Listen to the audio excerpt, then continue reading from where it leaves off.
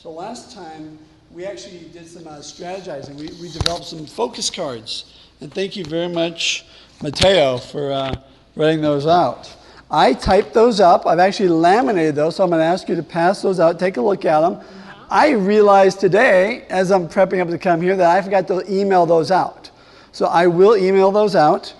We have some new faces. So, and if you haven't gotten any of my other emails, please make sure I get your email address and your phone number, because I may have emailed it to you and just didn't read your writing correctly.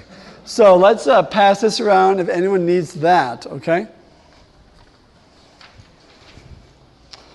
So I was thinking, you know how when we were talking about wealth building, how there's certain things you can do, you can buy, like a water bottle versus buying bottled water, and you filter it and you can fill it up, and it's going to save you a lot of money over the long term. Anybody need a water bottle, by the way? Okay, same thing for those of you men, electric razors.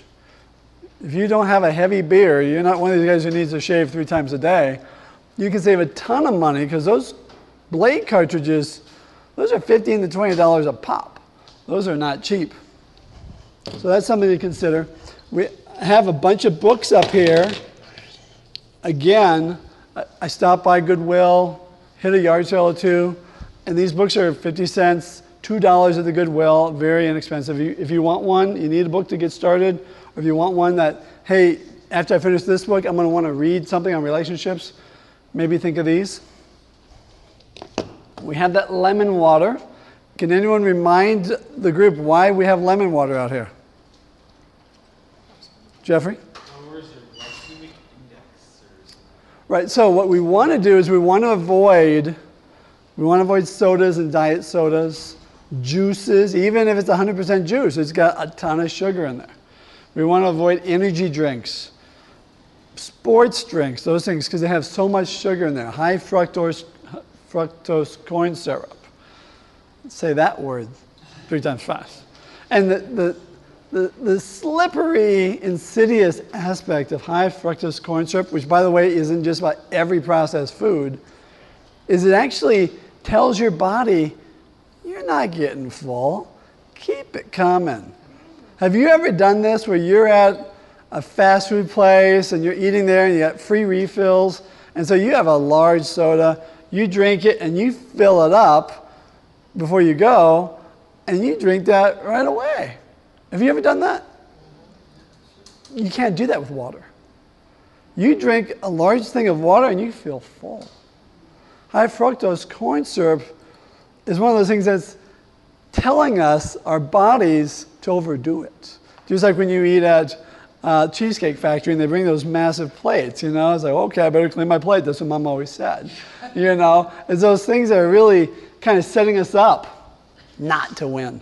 One of the things we're going to talk about is Food Prep Sunday. You can use whatever day time works for you to prep your food for the week, because it's a lot cheaper and it's a lot healthier.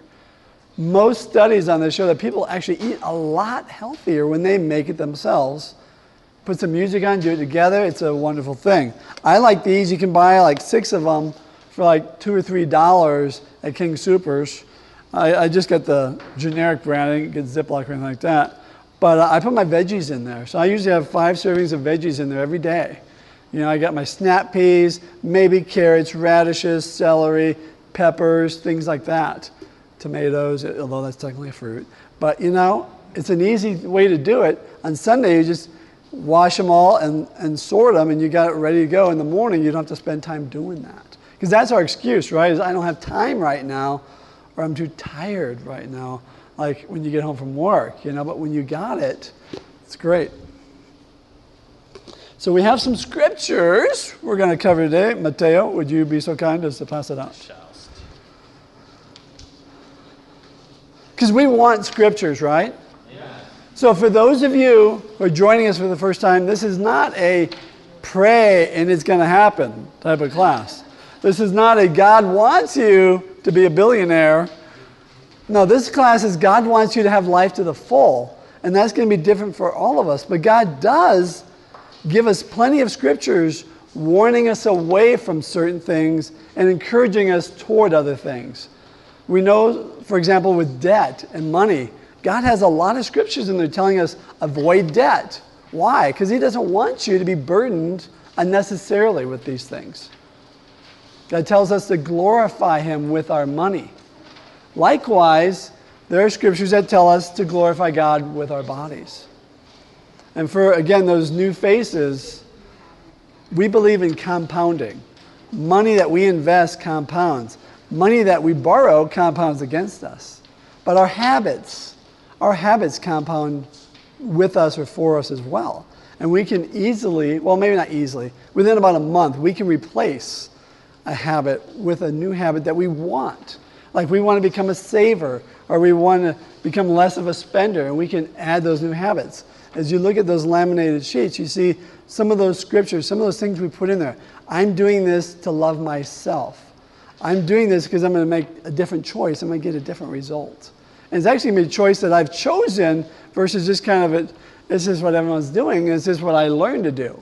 Like living paycheck to paycheck, which was my lifestyle for decades.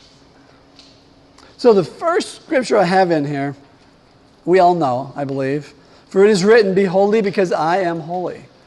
And the reason why I put that in there, and you can obviously read the entire thing, but is that the Israelites, God's people, were always chosen to be a part of the world, but apart from the world.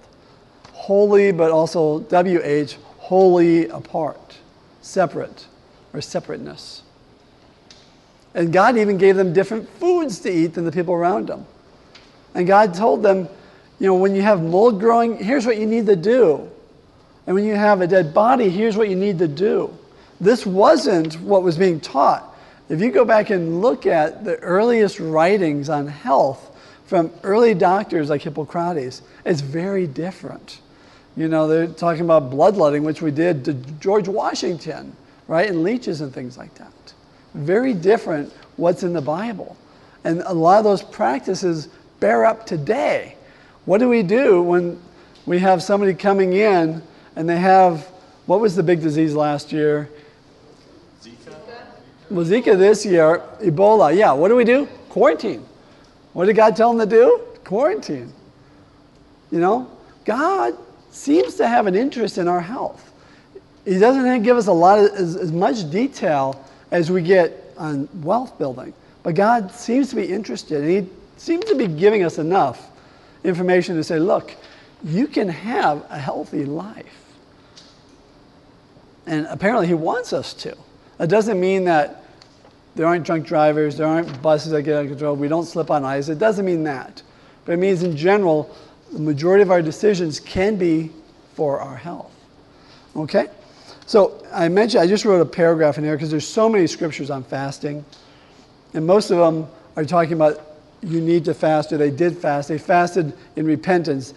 David fasted to try and change God's mind, to move God's heart. People fast for a lot of reasons. And medical science is now saying, there's a lot of health benefits to fasting.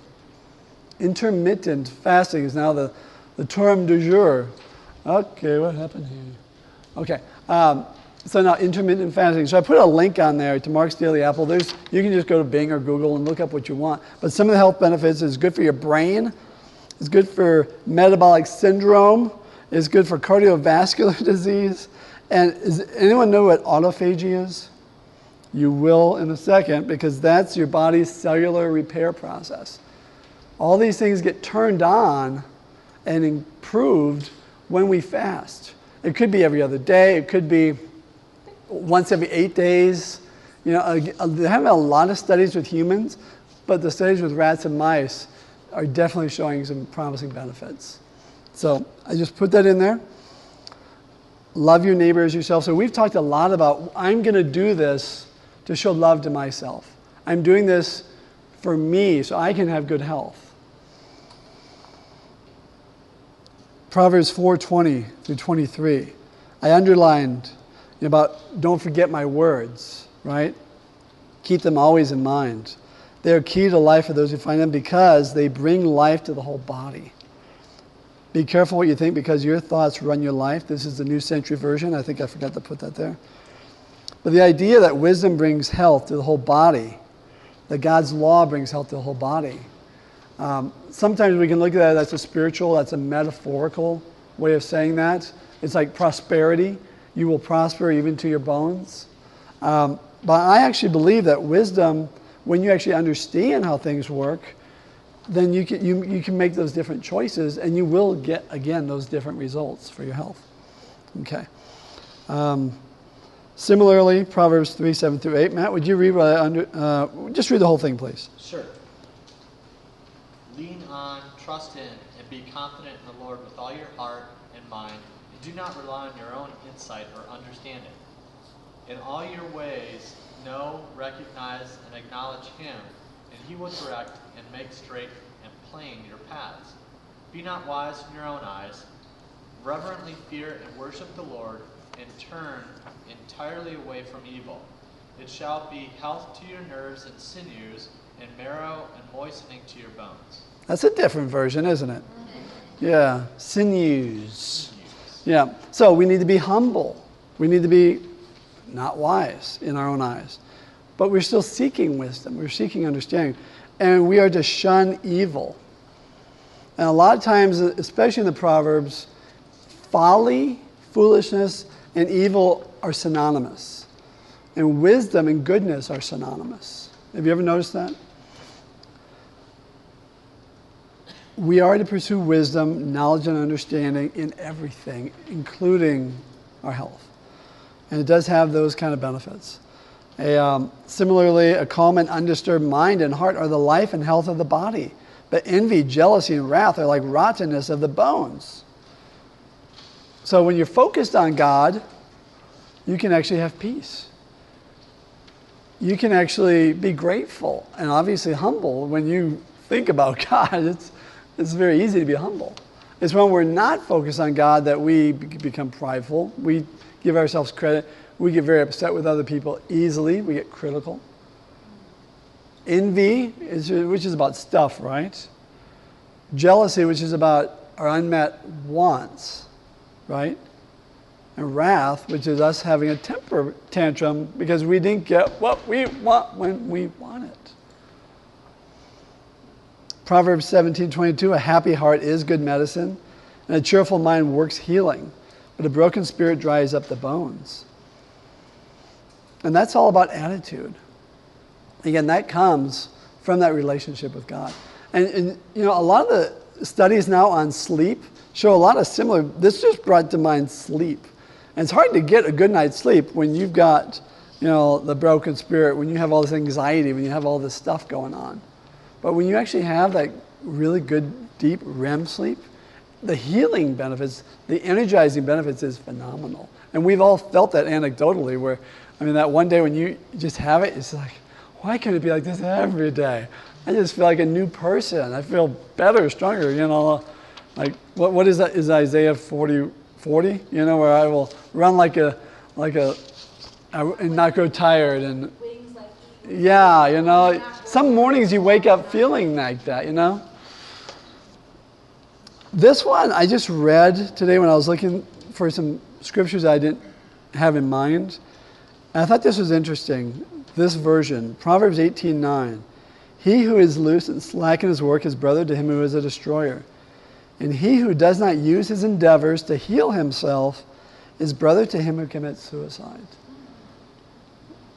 And I didn't put any comments in there other than what the website had on there that addresses the problem of whether one has a moral right to neglect his body by letting nature take its unhindered course in illness.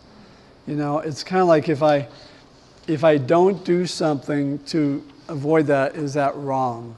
You know? And I think we all realize that when it comes to other aspects of life, but I'd never really thought of it considering our health before. You know, so anyway, food for thought. I'm not here to tell you. We've all heard this scripture. Thomas, could you read 1 Corinthians 6, 19 through 20? You should know that your body is a temple for the Holy Spirit who is in you. You have received the Holy Spirit from God. So you do not belong to yourselves,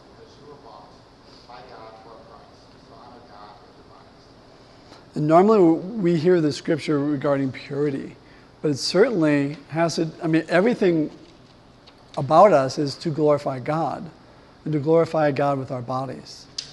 So it's just one of those things to bring it home that, yeah, our choices can glorify God, or not. 1 Timothy 4:8. Rebecca, would you read that one? Sure. For physical training is of some value, but godliness has value for all things, holding promise for both the present life and the life to come. Thank you. So this one's really moving the emphasis to spiritual training, right? To training in godliness. And yet it says there is value, some value in physical training, and it implies for this life. I think a lot of times we read these and we go, oh, okay, well that's not what they're talking about, so this is what I should be focusing on. It's not mutually exclusive, which I write in there, that a lot of times when you start getting something right with either health or wealth, all of a sudden things can start clicking. When you start believing things can get better, things can change. But you build up confidence, you build up perseverance, you build up some different muscles that you can use in these other areas of life. And you know all about muscles, Bill, all that training you've been doing. And those are spiritual blessings, right? Endurance and perseverance, right? 1 Corinthians 10:31, Holly, would you? So whether you eat or drink or whatever you do it for the glory of God. Do it all for the glory of God. And as we know, that scripture is normally talking about don't cause your brother or sister to struggle by eating these meats that were sacrificed to idols and different things. But I'm free from that, so I'm able, but because my brother struggled, so I won't eat it. And that's obviously a huge priority, and that's the major point of it. But the underlying principle, do it all for the glory of God. Everything about us, our daily choices of what to eat, of how much to eat, of what to drink, how much to drink, can glorify God, which is our purpose. And the last scripture, Scott, would you read 3 John 2? Beloved, I pray that you may prosper in all things and be in health just as your soul prospers. Just as your soul prospers. May you prosper. May your soul prosper. May your health prosper.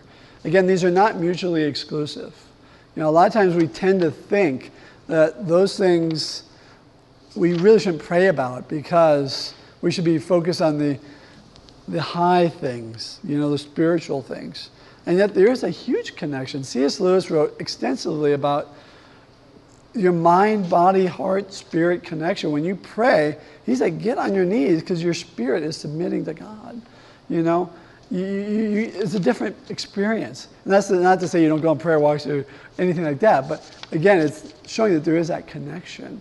And I think we all intuitively know that, but we don't necessarily connect the dots when it comes to our health. Okay? So please look through those. Did you have any questions about any of those scriptures? Again, I'm not telling you these are the only interpretations. Just, again, food for thought. Okay? Okay. So we are going to go right into my notes. Health is a huge area. Does anyone know that? Can I get an amen? Big part of our economy. Health is, but when you propose to talk about health, we're talking fire hose, people. I'm not doing this on purpose, but there's a lot of information. We're talking everything on your body, And so we're not going to cover everything. We're going to cover some of the big things. And again, there is no consensus in the medical science, the nutrition. That community is very divided. Okay? So I'm going to give you what I have read. I'm going to give you both sides. I'm going to encourage you to keep reading and learning so you can make as informed a decision as you can. Okay? And again, food for thought. Take it in, process it. If you work in the medical profession, you have thoughts, things you've seen, heard, please feel free to share. Everyone feel free to share. So with wealth building, not only are there a lot more scriptures on that, but it's a lot more clear cut. if you live within your means, your net worth is going to go up. That's pretty, compound interest, it's a mathematical equation. If you get a certain average compound return on your investments, we can project what your balance is going to be in 20, 30 years. Health is a little bit different. There's a lot of disagreement. We are not all the same. We have people who can eat like a trash can. I can eat like a swine, like a herd of swines, and not gain weight. But it doesn't mean I'm healthy. I'll be thin. And people say, oh, you're thin, you must be healthy. What do you do? I wish I could do that. My breakfast for about 10 years, my first 10 years in the Air Force, was a Coca-Cola Classic and a Snickers bar or a Mars bar. That was my breakfast. But guess what? I also had 3 to 5 sinus infections every year. There was so much stuff going on in my body. I look thin, I look fit, I look lean and mean and, fighting machine. But I was sick. When I changed my diet about 1.5 years ago, I haven't had a sinus infection since. I started getting sick earlier this summer after the first class. And I just upped my probiotics and did some exercise and some things, and it went away in about 4 days. People I work with who I think conspired and gave it to me, because it was a nasty one. And I was shocked because I hadn't been sick in so long. I was like, ugh, I'm such a wimp, They were sick for 2 weeks, And then they got it again. They had a week recess, and then it came back and hit them again. So I'm just saying we can get different results, but we are not all the same. We're not cookie cutters. What works for you may not work for someone. And one of the biggest problems, I believe, with nutrition is the condemnation that goes with it. The 7 capital sins, 2 of which are sloth and gluttony, right? And those are both things that our society still condemns. All the other ones we actually worship now. We praise you if you're greedy, and we praise you if you're prideful. But if it's sloth, if it's gluttony, we can still make jokes about you. Comedians don't make jokes about us, but they will make jokes at you. And people will say things. And it's, in my opinion, based on not understanding science. And actually, there's a lot of new science out the last 30 years that most folks in the medical community, the nutrition community, don't know about. My wife works in medicine. She told me she got maybe an hour on nutrition and health in all of med school and residency and fellowship combined. Maybe an hour. And it was the same old stuff we've all heard for 40, 50 years. Avoid fat. Fat makes you fat. Cholesterol causes heart disease. You need 9 to 12 servings of grain, healthy grains, blah, blah, blah, blah, blah. Okay? So I gave you a little snapshot of my health, those sinus infections. A little bit more about my health. I have spina bifida. Spina bifida is when you have a hole in your spine. Most people with spina bifida, they don't make it to my age. And if they do, they're not vertical. So I always knew that I had to be careful. I was told that when I was 4 or 5 years old. I had this hole in my spine. I can't do sit-ups. I can do crunches. I don't do sit-ups. It just hurts. Something back there, I'm missing something. I also had earaches, frequent earaches as a child, like every day. And so I was on penicillin a lot. I'm actually allergic to penicillin now. Now, we're not going to have time, I don't think, to talk about antibiotics. But hopefully you've heard that America, and actually most of the Western world, and even second world like India, we overprescribe antibiotics. And we demand them because we know they make us feel better, even if we have a virus and they don't. And we're getting antibiotics in our food. They're giving cows and chickens all these antibiotics, and that's getting into us. In a sense, you are what you eat, and if you eat a cow that's been given lots of hormones and antibiotics, you are consuming that. So I think that is why I've had all these sinus infections and these health issues. And thankfully, I don't have the ear infections anymore. But I didn't go to kindergarten. I went to speech therapy. My hearing was so bad, I went to speech therapy. So if I mumble, I blame it on my youth, and just ask me to repeat myself, and I'll do that. So the idea is, I don't have perfect health, and I haven't always had anything remotely close to what I have now. So there is definitely hope.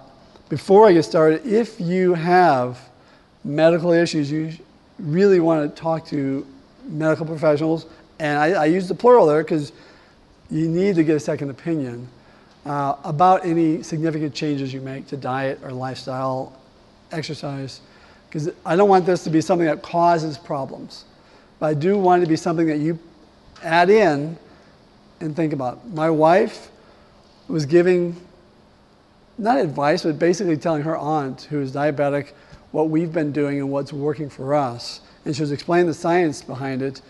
Her Aunt Sandy started doing those things and was getting good results. Her doctor got very angry with her because it messed up her medication. Well, the idea is that, well, then you reduce your meds. And you can actually go off some of those medications.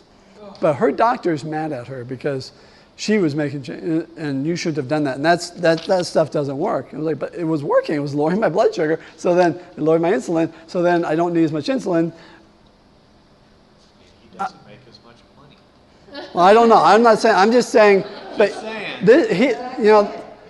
But anyway, so my advice to her is get a second opinion. Go to someone else who understands current science. Okay. All right. So not only is this just such a huge issue, there's a lot of misinformation, a lot of conflicting information. You can read on the same day the eggs are the perfect food and the eggs are going to give you a heart attack. And that butter is awesome and butter will kill you. And that red meat is the devil. And coffee and beans and everything is either good or bad. It's so polarized. And so is a lot of the medical nutrition community. I mean, it's as passionate, they are as passionate about it as many people are about religion, as they are about politics. Trump, Hillary, low carb, low fat. I mean, they're ready to attack each other. And with mockery and hopefully not, arms or anything like that. But anyway, so again, I'm not claiming to have all the answers. I just want you to consider and then go and learn. And I'm going to send out all kinds of video links and things like that. Okay? So, America. Okay, so by the way, a lot of us just don't have time for exercise. We're not going to have a lot of time to talk about exercise. This is just a great exercise. I'll send the link out. It's 7 minutes. If you're in really good shape like Ed there, do it twice and you will feel it. Feel the burn. Okay, so this is for 15 years worth. This is from the Center for Disease Control. These are the obesity trends in the United States. We're going to go through this pretty quick. Obesity is defined if you have a body mass index of 30 or higher. And by the way, body mass index is not the end-all be-all, okay? Because it doesn't differentiate. It's basically height, waist. It doesn't measure body fat, okay? So if you're Shaquille O'Neal in your prime in basketball, you were obese, even though you had 6% body fat. Okay, so it's not the end-all be-all, but I think it's helpful just to kind of show the trends. Okay, and for some people, these are our personal trends. If we look at our photos from year to year, and again, I think that's because of the advice and guidance we've been given.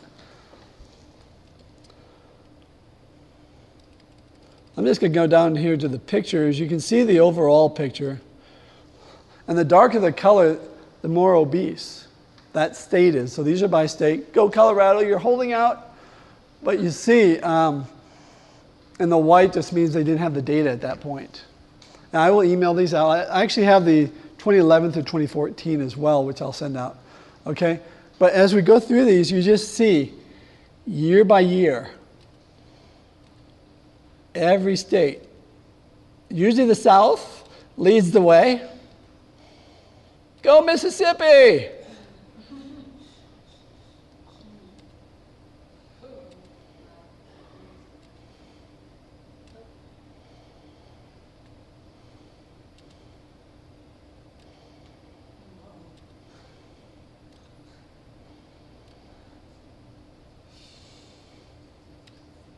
It's an eye-opener, isn't it? So that tan is over 20%. The red is 25.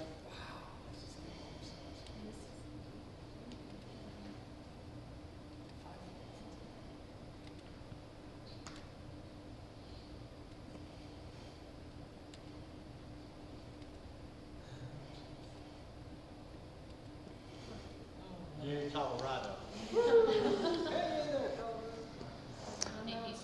That's less than 20. That was 2009. Based on the year to year, what do you think things are at now? We have states where it's 40 and 35. Most of them are at 35. You got a few, again, these guys here, who are at 40. The average number across the U.S. is like 34%.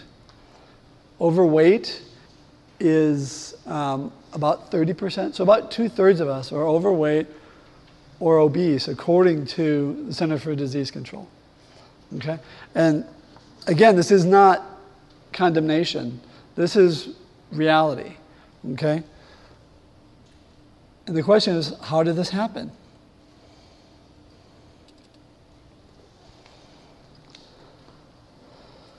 So I want to talk some more about Gary Taubes. Anybody ever read any of Gary's work? Gary is a scientific journalist. And so he researches the science behind things, and then he writes about it in layman's terms, so guys like me can understand. And Gary wrote a book, Why We Get Fat. His understanding, based on these studies with rats and mice, is that the food we eat makes us fat. And then it tires us out. It makes us lethargic. So it's not that we become fat because we're lazy. We become lazy, lethargic, because we've gained the weight, because we've gained the fat. And then certain foods that we eat make us hungry. Name out for me different comfort foods. Ice cream. Ice cream. Chocolate. Chocolate. Potato chips. Potato chips. Bacon. More chocolate. Brownies, grilled cheese. These all have something in common, except for Bill, and there's always something off with Bill. Okay, so so those foods cause us to crave them, you know, and they don't fill us up for long periods of time. We joke about Chinese food, and you eat it, and then an hour later you're hungry again. It's similar to a lot of these foods, okay, which we're going to go into some of the science on that in a little bit. But there's so many people in America nowadays that are obese and getting diabetes that they actually have coined a new word for it. They call it diabesity. Because the percentages are so high. And actually, many people who are overweight are pre-diabetic and they don't know. They could be someone thin, like me. And the other really heartbreaking thing is we've had a huge increase in the number of people, percentage-wise, getting Alzheimer's and dementia. And actually, a lot of studies are showing that if you have diabetes, you have a 300% increased likelihood of getting Alzheimer's. We're talking epidemic numbers here. When we're talking 35% of people, and maybe more, we don't know it, tens of millions of people. And by the way, some of the things that we've never had in our history before, like these, and cancer, and heart disease. I mean, heart disease became this big issue in the 50s when President Eisenhower, Ike, had a heart attack. Few people had them, I mean, but it was something that our nation's history, we didn't have heart attacks. It was something that came about 20s, 30s, 40s, and all of a sudden, greater and greater frequency. And when the president in office had a heart attack, it was an eye-opener for everyone. And we demand something has to be done. Tell us what to do. And that's how we got this. Anybody ever heard of Ansel Keys? Ansel Keys was a physiologist from Minnesota. He helped develop the K rations for World War II. What were in those K rations? Okay, there were Hershey bars, there were cigarettes, and there were other dried, dehydrated foods that they could eat. But this is where America got addicted to cigarettes, was WW2. And then we came back and we did all these war movies, and all of Hollywood was playing these flyers and these soldiers, and they had to smoke because they were all smoking, because they were all hooked by that point. The brilliant strategy for big tobacco. And then Hollywood followed suit, and then everyone wanted to be cool like James Dean, and so we're going to smoke too. And you still see it today. Ansel Keys was not a scientist of the type who does a double-blind study and figures out what's happening. So there are two types of scientific research. There's epidemiological, which is more observational. So we're going to do a food nutrition study with this group of people. We're going to give you surveys, and you write down what you ate for a whole week. And then we're going to extrapolate that for the entire year and for your entire lifetime. And we're going to do the same thing with another group. And that's how we're going to make our decisions here. Well, actually, epidemiological research is really only useful for developing a hypothesis. I see this correlation. I think this is causing that. We should study that. Instead, what came out is, this is causing that. We need to put out national guidelines telling people to avoid these things. Because fat makes you fat, and cholesterol causes heart attack. Cholesterol that you eat, like in eggs, increases blood serum cholesterol and leads to heart disease, cardiovascular disease. So this study shows definitively that the higher the percentage of fat in your diet, like the US, the greater the number of heart disease deaths. The problem is that Ansel Keys cherry-picked the data. These are actually all the countries that he had data on. But there are other countries with high fat and much lower heart attacks. And other countries with high incidence. See what I mean? He cherry-picked it. And people pointed out, it's not like this was discovered 5 years ago. People pointed out right then, they said, what are you doing? And he attacked them. Scientists don't attack people. They don't mock them, right? They don't get them fired from their jobs. They don't get them kicked off of government funding for studies and research projects and papers. Ansel did. And the people who agreed with him. And when Senator McGovern put together in the 70s a commission to look at what was causing all this heart disease and what we could do, one staffer who worked for him crafted the entire congressional opinion that formed the basis of our nutritional guidelines for the next 50 years. One staffer who was influenced by Ansel Keys. And they said that fat makes you fat, red meat, saturated fat, causes heart disease, and cholesterol in your food will lead to cholesterol in your blood, which will cause heart disease. So that's kind of how we got here. So we had these nutritional guidelines. You guys remember the food pyramid? What was at the base of the food pyramid? Grains. What are you supposed to eat the most of? Grains. What are you supposed to eat the least of? Fats, meats. No, not even sugar. Yeah, fats and meats. Now, nobody realized how much of a problem that was at the time. I remember the food pyramid. That came out when I was alive. That wasn't that old.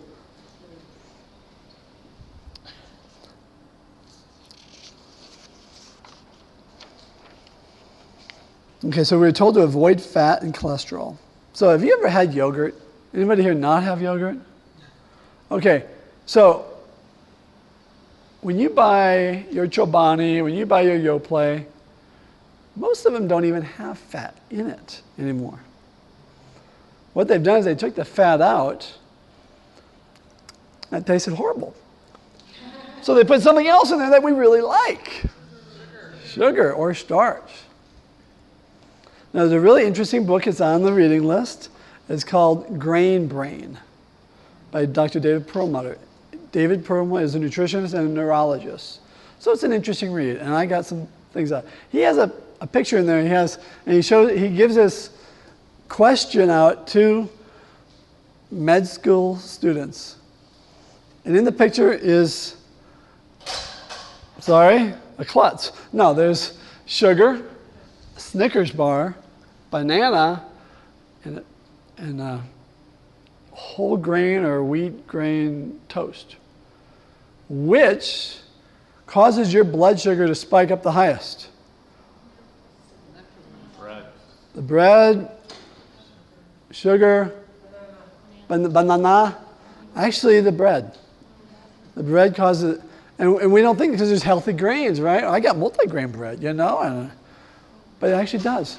So why is that a problem? Everyone's supposed to eat bread. Lots of it. Well, but why is it a problem that our blood sugar spikes? So your body tightly regulates, and you can answer this better than me, but your body tightly regulates the amount of blood sugar in your body. And if it spikes, your body says, whoa, we can't have high blood sugar. We have to lower that. And similarly, if it crashes, your body says, we need some blood sugar. Go eat some sugar. What does your body produce to lower your blood sugar? Insulin. Insulin moves that blood sugar to your muscles that you're using, and if you have extra blood sugar in there, what does it do with it? Stores it as fat. Insulin is your body's primary fat storage hormone. And if you live every day with a lot of carbohydrate, you're producing a lot of insulin. And if you're not an incredibly active person, or even if you are, because we're seeing some marathoners gaining weight, fat, it's one of those things that your body just starts producing fat. And but we're doing the healthy thing. We're doing the nutritional guideline, the food pyramid. But was it good guidance? I don't personally think so. But that's what we were told to do. The food industry was more than happy to take fat out and put in sugar and trans fats, vegetable oils, Crisco, things like hydrogenated oils, which are trans fat, which cause heart disease. And all these things, for the longest time, had the American Heart Association Heart Healthy Seal of Approval on it. Honey Nut Cheerios, heart healthy. You had a guy in a white lab coat telling you this was the best kind of cigarettes to smoke in the 50s and 60s. And then in the 70s, 80s, and 90s, it was which sugar cereals, Frosted Flakes that you could eat. And it was good for your heart. And good parents wanted to give their children good stuff, right? So that might be how we got to the obesity trends. But again, I don't think we're cookie cutters. I think we have like 2/3 of our population who are susceptible to high carbohydrate diet. And their body starts really storing it. Maybe their bodies are very efficient at getting those calories out. There's a very interesting research going on now about your gut. There's 2 types of bacteria that all of us have, and they're friendly. But one of them is very efficient at getting every last calorie out of your food. And it's called Firmicutes. The other one that's prevalent is Bacteroidetes. Guess which one they find in the guts of our obese people? Firmicutes. It's very prevalent. It's very lopsided in those. Whereas you get someone who's very lean, it's Bacteroidetes. And so maybe that is kind of that first domino that gets pushed, and that's driving the rest. Maybe it's genetics. Did you know that foods you eat can turn on and off certain genes? Epigenetics. So maybe some of that's at play too. Maybe our diet is causing these genes that make us less healthy to turn on. Certain foods feed the Firmicutes bacteria, like sugar and grains, things like that. Exercise seems to feed Bacteroidetes. They haven't done a lot of research on this yet, and most of it's with mice. But I think this is something to really keep an eye on, because to me it feels like the first domino. And if we can get that one, then maybe we can get some of these other things. But again, too soon to tell. So let me close this. And I am sorry for the fire hose. It's just, I still have that open. Okay. So yes, eating right these days can be confusing. These are some popular eating plans right now. So a lot of probably the only consensus area when it comes between the low carb and the low fat people is eat real food. Okay, they're saying avoid processed foods because it has a lot of chemicals, which we don't know what that's going to do to us. That's the thing is, they've been able to put all this stuff in the food without testing on humans first, so we don't really know what it's going to do to us long term. And there's hormones in there. If it's fruits and vegetables, if it's not organic, then it's treated with a lot of pesticides. We don't know what that does to us, but we don't think it's good. So a lot of this stuff, so when people talk about buying organic and it is more expensive and farm raised, there actually is a reason for it, but there are some fruits and vegetables, and I can send you the articles on it, and you can find your own, I'm sure, that are less, where the shell is harder. So if you like celery, you should probably go organic. You like strawberries, you should go organic. But other things, blueberries, raspberry, you can probably go non-organic. So there's some of those studies are out as well. I saw a hand.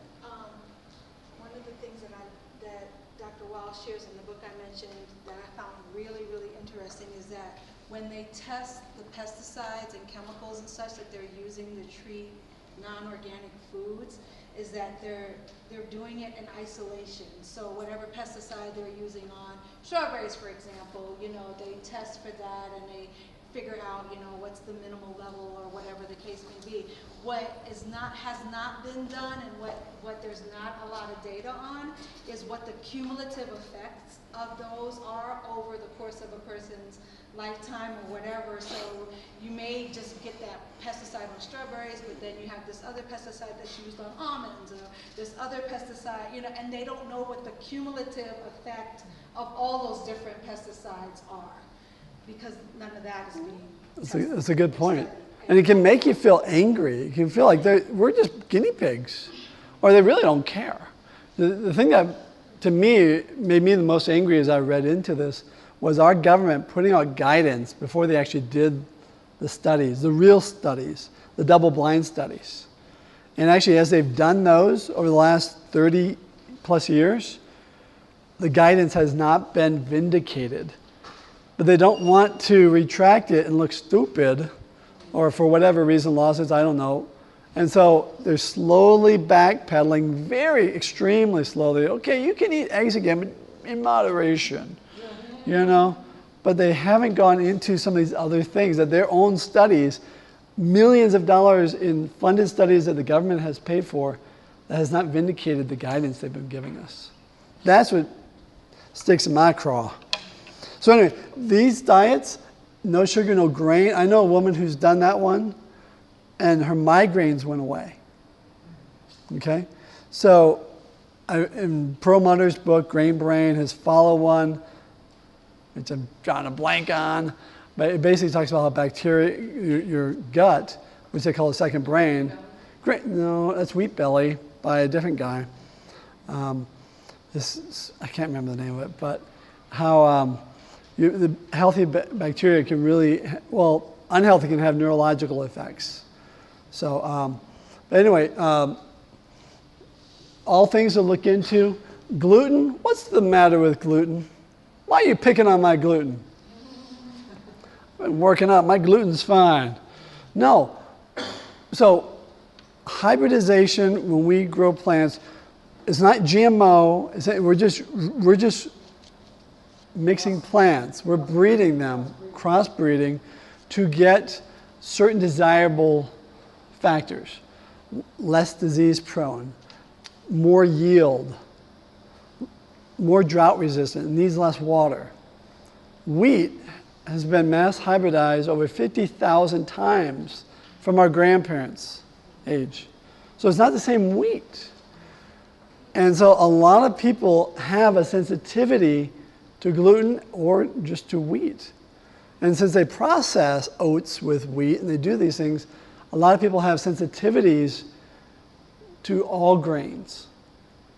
So the idea is go off grains for a month. Food elimination. Try it and see if anything gets better. Some people, rashes have gone away. Some people, neurological issues, twitching and things like that have gotten better. They've gone away. So it's worth exploring. And by the way, so celiac disease is when you have a severe sensitivity in your intestines. But other people seem to have it in their skin or in the neurological or something like that. So again, that's why I would recommend go a month. You pick the month and see if anything feels better. And if it does, hey, maybe I'm that person who needs to really watch what I'm doing there. Use almond flour or something else. And if nothing feels better, maybe you don't have any issues and you can still keep that in. Now, if you're trying to lose weight or something, maybe you want to limit it for a while anyway. But again, it's up to you.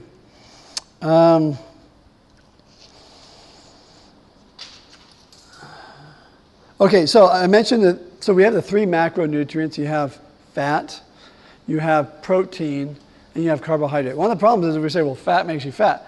Well, but protein doesn't make you protein, and carb don't make you carb. You see how we've got the terms all mangled in there.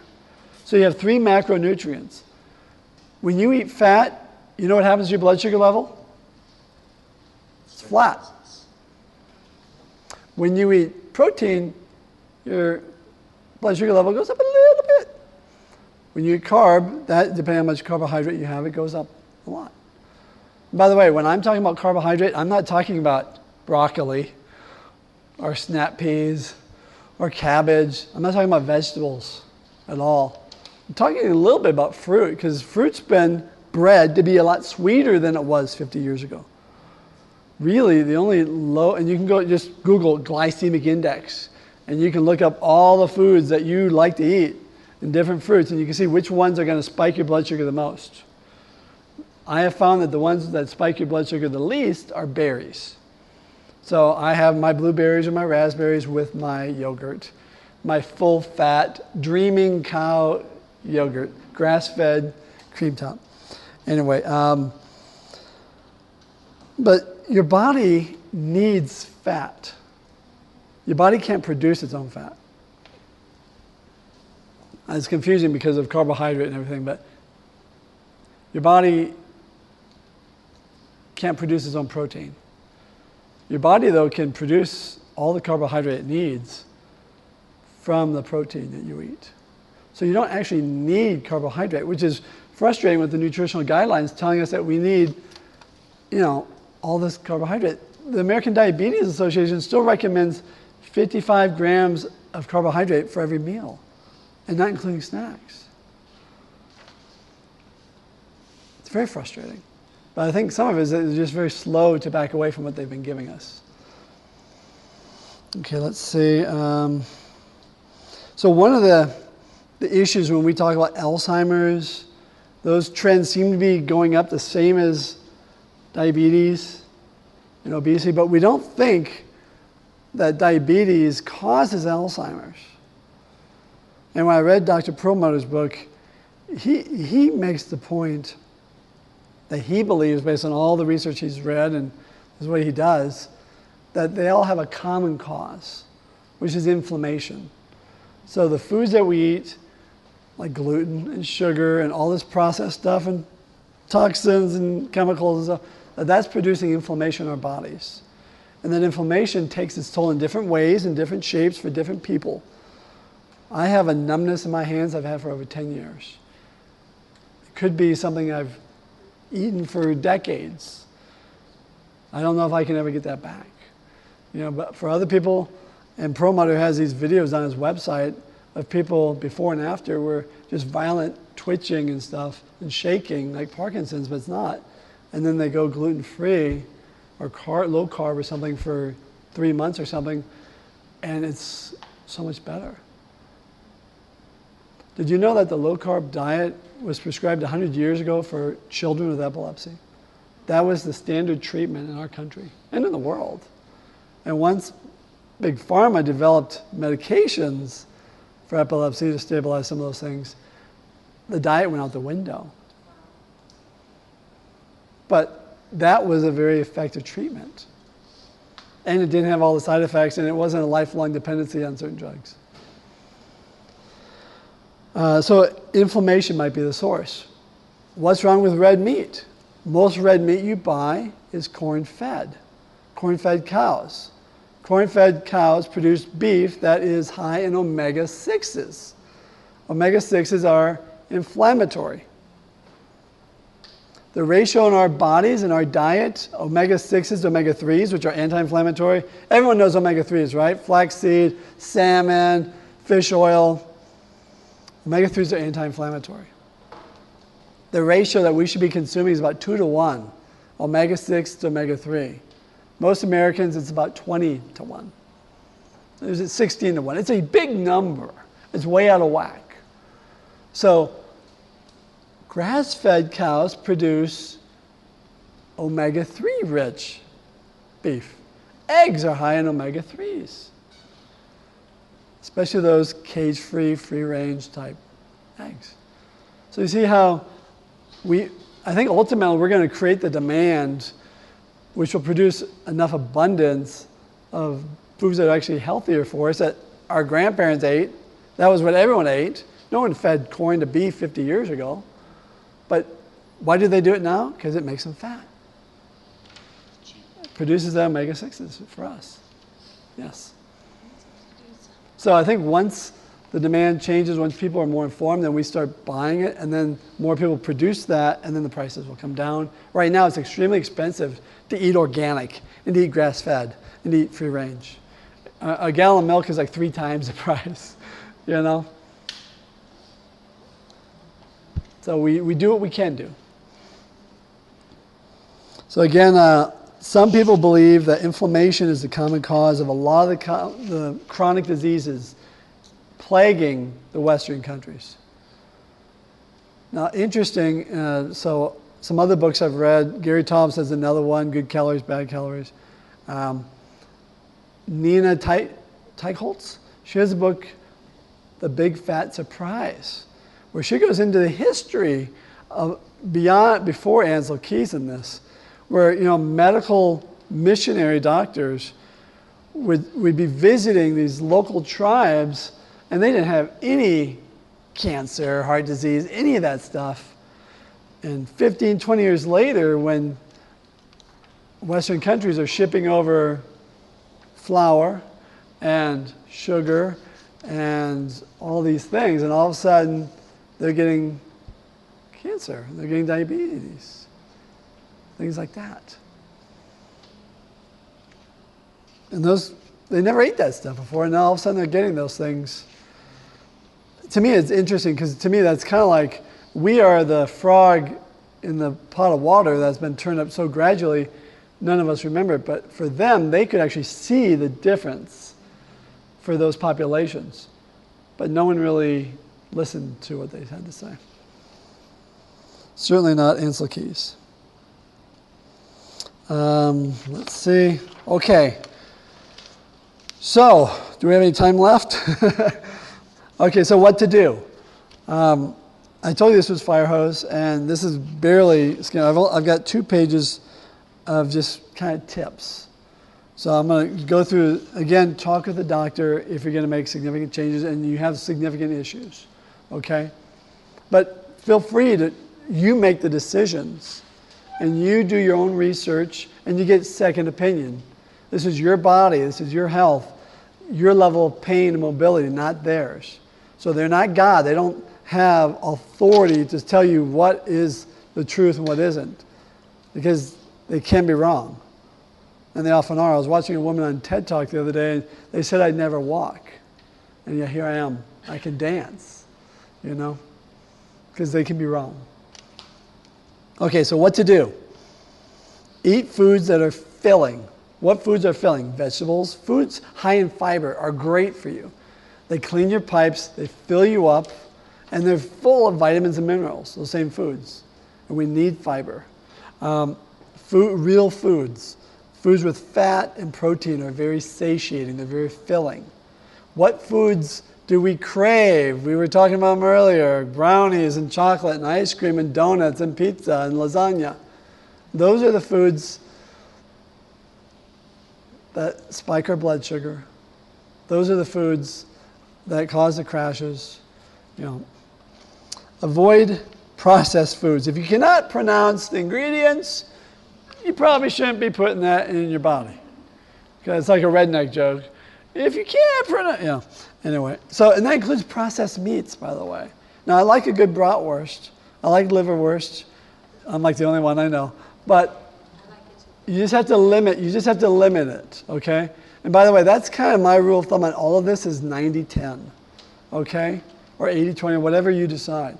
But don't be that person, you know, who's the high maintenance diva at Thanksgiving, you know, oh, I can't have stuffing, I can't have mashed potatoes. I need this, you know, don't we have any low carb desserts? No, eat the stupid pumpkin pie, you know. But don't do it every day. You know, dessert should be for a special occasion. Dessert used to be once a month or once a quarter, and now it's like every day. And before dessert at night, we have candy at lunch, and we have a candy snack, and we have a soda. We have all this sugar and stuff. So let's not do that. Avoid the inner aisles at the grocery store. Shop the outer aisles for the most part. Meat, dairy, vegetables and fruits, right? Seafood. Stay away from candy, snack, bakery, all those aisles. It's all processed stuff. Read the ingredients. Ditch sodas, diet sodas. I've known people, again, I mentioned this before, I've known people who've lost 10 to 15 plus pounds a year, or at least within the first year, when they just ditched the sodas. Like, oh, I'm going to try and be healthy. Let me reduce that. And then they got excited about it. And it's like, I don't really miss it. You know, and for me, the easiest way to ditch soda and Powerade and all that stuff is just drinking more water. Give yourself a goal of 64 ounces, and don't do it all at 8 in the morning, because then you're just going to be flushing it away, and you're not going to get the benefits of it all day. Hydrating. Did anyone here know the benefits of hydrating? Oh.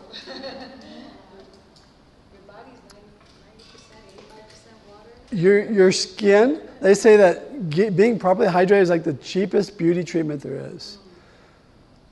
It's so good for your cardiovascular system. What is your cardiovascular system made of? Blood. What does blood need? Water. Digestion. If you just get 64 ounces of water a day, that's like the best thing you can do for your health, aside from quit smoking. You know, because that's going to, by the way, and when you, to me, I didn't intend to quit drinking sodas 3 years ago. I just gave myself a goal. I was going to create a new habit of drinking 64 ounces of water a day. And the natural byproduct of that was I stopped drinking sodas. If you want to if you like the fizziness, there are fizzy drinks that don't have sugar and caffeine. St. Croix, some of you have probably heard of that, especially if you grew up in the Midwest. That's now all the rage, by the way. I heard their market share is just tripled. Now it's on all these websites. I was St. Croix, but before St. Croix was cool. Yeah. Because I grew up in Minnesota. But again, ditch diet sodas too. People think, well, it's diet. Your body thinks it's getting sugar, so it's reacting And we also rationalize, well, I can eat this because I had that. Same thing when we exercise. Oh, I can eat that because I did this. And we tend to consume way more calories than we burned. And sports drinks, energy drinks, almost all of that is not good for you. High fructose corn syrup, it tricks you. If you exercise, make sure you get more water that time. Again, it's very good for your skin, your digestion, your cardiovascular. Reduce sugary items from your diet. Desserts only on special occasions. Not daily, not even weekly. I mean, maybe if you're used to it all the time, then maybe go weekly for a month, and then go bi-weekly every other week for another month, and then maybe once a month. Something like that. You decide, but taper the things out that you need to reduce and that you want to reduce. And then when you're eating it, remember what it's doing. Remember the inflammation, and that's the hard part though. But when we remember what it's doing, we remember the fat storage, and we remember the inflammation, it makes it less satisfying. So again, develop your plan and then work the plan. 90-10, my wife and I, we call it Fatter Day.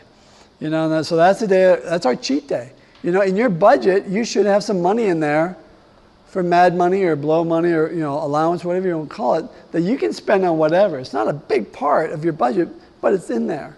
So you get a little, yeah, we can go a little crazy here and there, but within reason. You know, same thing with your diet. Give yourself allowance to have a little craziness. Just, it can't be your habit. But when you make it in there, then you don't have the guilt and the self-flagellation and loathing that comes with cheating.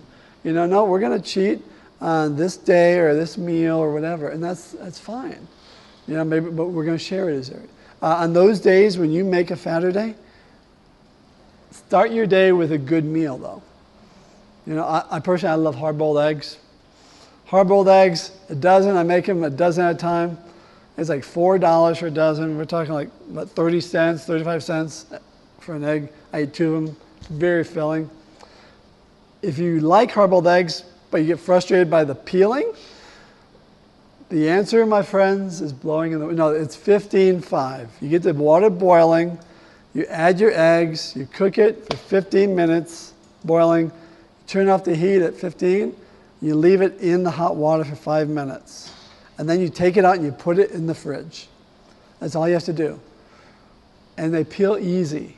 I've been doing this now for several months.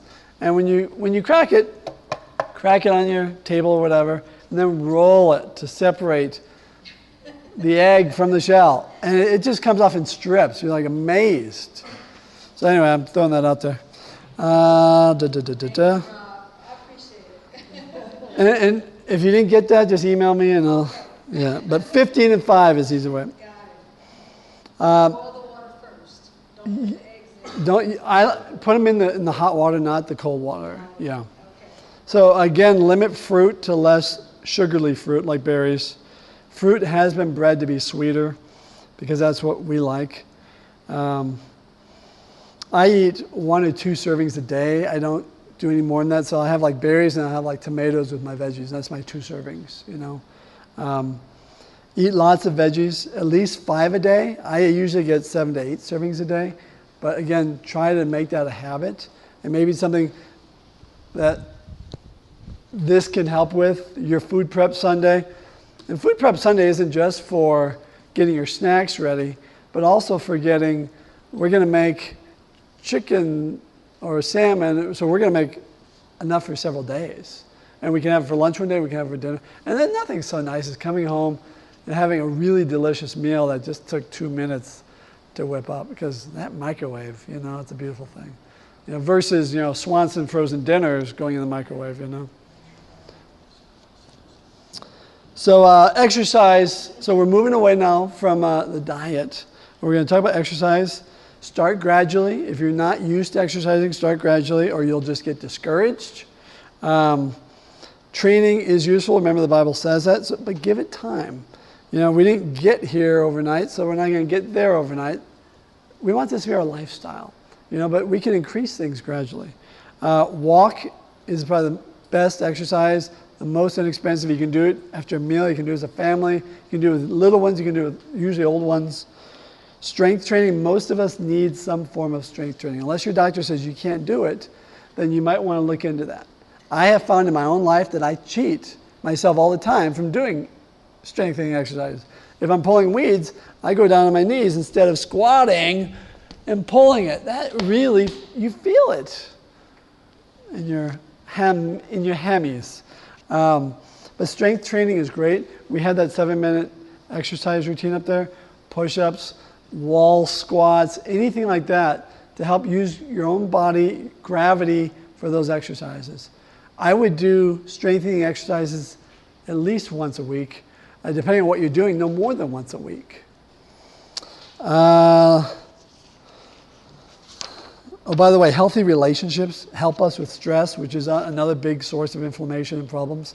So when we can get that working, it's all connected, synergistic. We talked about the healthy gut, how it affects our immune system, but also our moods, weight, and maybe much more. Probiotics, fermented foods, sauerkraut, kimchi, things like that.